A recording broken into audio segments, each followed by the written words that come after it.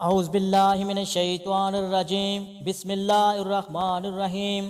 محترم ناظرین، السلام علیکم ورحمۃ اللہ۔ ناظرین، انسان کی فطرت میں سے ہے جب مرد کسی عورت کو دیکھتا ہے تو اس کو اس کے متعلق دلچسپی پیدا ہوتی ہے اور اس سے خواہش پوری کرنے کی کوشش کرتا ہے۔ تو اگر یہ خواہش حلال طریقے سے پوری کی جائے یعنی نکاح کر لیا جائے تو بحث ثواب ہے، اگر حرام طریقے سے پوری کی جائے یعنی زنا کیا جائے تو پھر یہ بحث عذاب ہے۔ واضح رہے کہ حرام طریقے سے خواہش پوری کرنا یعنی زنا کرنا بہت بڑا گناہ ہے۔ قرآن و حدیث میں زنا کی سخت مذمت بیان کی گئی ہے اور زنا کرنے والوں کے بارے میں سخت وعید نازل ہوئی ہے۔ حدیث مبارکہ میں ہے کہ ساتوں زمین آسمان شادی شدہ زناکار پر لعنت کرتی ہے اور جہنم میں ایسے لوگوں کی شرمگاہوں سے ایسی سخت بدبو پھیلے گی جس سے اہل جہنم بھی پریشان ہو جائیں گے۔ عذاب کے ساتھ ساتھ ان کی رسوائی جہنم میں ہوتی رہے گی۔ ایک دوسری حدیث میں ہے کہ حضرت ابو ہریرہ رضی اللہ عنہ بیان کرتے ہیں کہ رسول اللہ صلی اللہ علیہ وآلہ وسلم نے فرمایا، زنا کرنے والا زنا کرتے وقت مومن نہیں رہتا بلکہ اللہ تعالیٰ نے اس کے قریب بھی جانے سے منع فرمایا ہے۔ قرآن مجید میں اللہ تعالیٰ فرماتا ہے، بدکاری کے لیے پاس بھی نہ جاؤ، بے شک وہ بے حیائی اور برائی کا راستہ ہے۔ حضرت ممونہ رضی اللہ عنہ سے روایت ہے کہ رسول اللہ صلی اللہ علیہ وآلہ وسلم نے ارشاد فرمایا، میری امت اس وقت تک بھلائی پر رہے گی جب تک ان میں زنا سے پیدا ہونے والے بچے عام نہ ہو جائیں، اور جب ان میں زنا سے پیدا ہونے والے بچے عام ہو جائیں گے تو اللہ تعالیٰ انہیں عذاب میں مبتلا فرما دے گا۔ حضرت ابو ہریرہ رضی اللہ عنہ سے روایت ہے کہ رسول اللہ صلی اللہ علیہ وآلہ وسلم نے ارشاد فرمایا، بے شک عورت ابلیس کے تیروں میں سے ایک تیر ہے۔ جس نے کسی حسن و جمال والی عورت کو دیکھا اور پھر اسے پسند آ گئی، پھر اس نے اللہ تعالیٰ کی رضا حاصل کرنے کی خاطر اپنی نگاہوں کو اس سے پھیر لیا تو اللہ تعالیٰ اسے ایسی عبادت کی توفیق عطا فرمائے گا جس کی لذت اسے حاصل ہوگی۔ اب اس بات کا ذکر کرتے ہیں کہ انسانیت میں زنا کی ابتدا کیسے ہوئی۔ حضرت ابن عباس رضی اللہ عنہ نے فرمایا ہے کہ حضرت نوح علیہ السلام اور حضرت ادریس علیہ السلام کے درمیان 2000 سال کا فاصلہ تھا۔ حضرت آدم علیہ السلام کی اولاد کے 2 گروہ تھے، ان میں سے ایک گروہ میدان میں رہتا اور دوسرا پہاڑوں پر رہنے والا۔ مرد خوبصورت ہوتے اور اس کی عورتیں بدصورت ہوتیں، اور میدان میں رہنے والی عورتیں خوبصورت ہوتیں اور اس کے مرد بدصورت ہوا کرتے تھے۔ ایک دن ابلیس نے ایک خوبصورت نوجوان کی شکل میں میدان میں رہنے والے مردوں میں سے ایک مرد کے پاس آیا، اس کے ہاں نوکر ہو کر اس کی خدمت کرنے لگا۔ ابلیس نے بانسری کی مثل کوئی چیز بنائی جو چرواہے بجاتے ہیں، اس میں پھر ایک ایسی آواز نکالی کہ لوگوں نے اس کی طرح کی آواز پہلے کبھی نہیں سنی تھی۔ یہ آواز اس پڑوس میں بھی پہنچی اور سب لوگ اس آواز کو سننے کے لیے اکٹھے ہو گئے اور اسے تہوار بنا لیا۔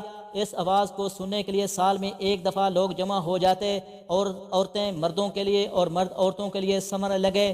پہاڑوں پر رہنے والوں کا ایک مرد میدان والوں کے پاس آیا، پھر اس وقت اپنے تہوار میں مشغول تھے۔ جو ان میں سے بد نظری شروع ہوئی اور دیکھتے ہی دیکھتے وہ بدکاری یعنی زناکاری کے مرتکب ہو گئے، اور اس زنا شروع ہوا تو بدکاری سے بچنے اور اس سے نفرت پیدا کرنے کی ایک طریقہ درج ذیل حدیث پاک میں بھی موجود ہے۔ اگر یہ حدیث غور کرتے ہوئے اس اپنی ذات پر غور کریں تو دل سے اس گناہ سے ضرور نفرت پیدا ہوگی۔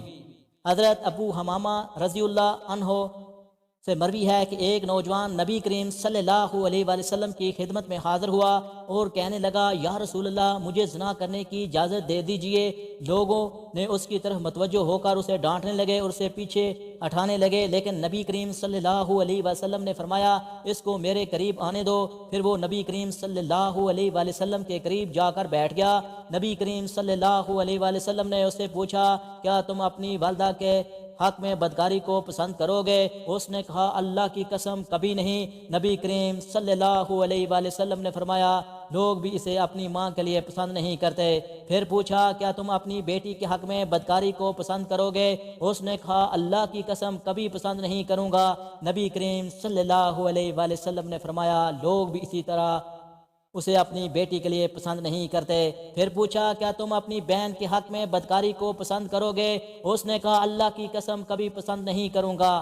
نبی کریم صلی اللہ علیہ وآلہ وسلم نے فرمایا، لوگ بھی اسے اپنی بہن کے لیے پسند نہیں کرتے۔ پھر پوچھا کیا تم اپنی پھوپھی کے حق میں بدکاری کو پسند کرو گے؟ اللہ کی قسم کبھی نہیں پسند کروں گا۔ تو نبی کریم صلی اللہ علیہ وآلہ وسلم نے فرمایا لوگ بھی اپنی پھوپھی کے لیے پسند نہیں کرتے۔